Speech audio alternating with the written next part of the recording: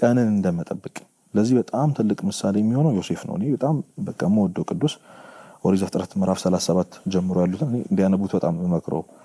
ዮሴፍ እንግዲህ በቤት ውስጥ በቤተሰቡ የሚጠላ ሰው 11ዱም ወንድሞች ይጠሉታል።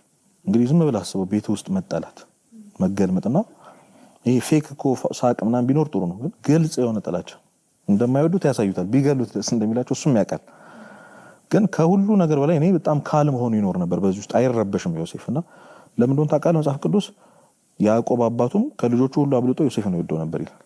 ለሱ ማተር የሚያደርገው በአባቱ መወደዱ።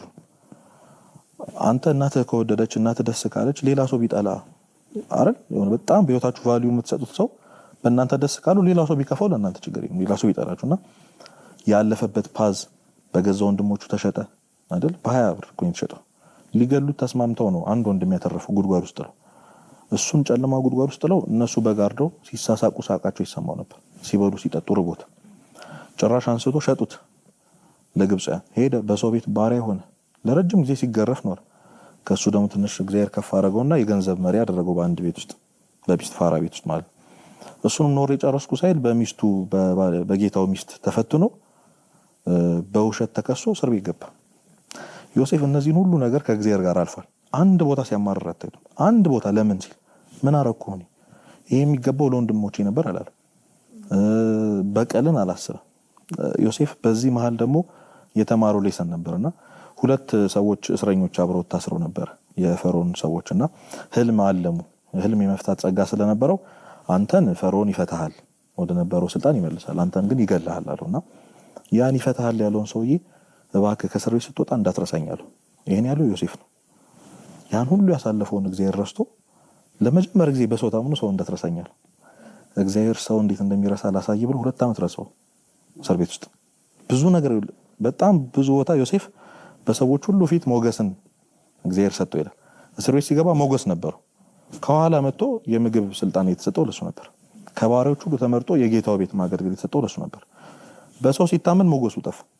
ሰው እንደዚህ ነው ብሎ ሲያስተምረውና ያን የሚቀራለው አነሳው የግብጽ ንጉስ አደረገው እና ወንድሞቹ ይጠሉት ይቀኑበት የነበረው ህልም አልሞ ስትሰግዱልኝ አየው በሚል ህልሙ ነበር።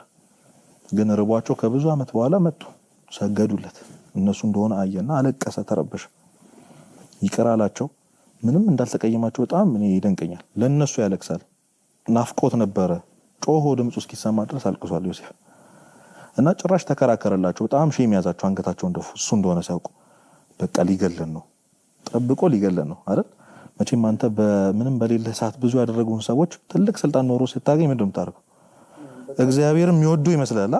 በጣም እኛ ጋር የሚባሉ በጣም በቃ እግዚአብሔር ያቆማል ጠላት ፊት ታሳያቸዋለህ ነው እንደዚህ። እግዚአብሔር ጠላቶችና በጣም ብዙ የበደሉ ሰዎች ፊት በእግርህ የሚያቆምህ እንድትሰድባቸው እንድትላቸው አይደል?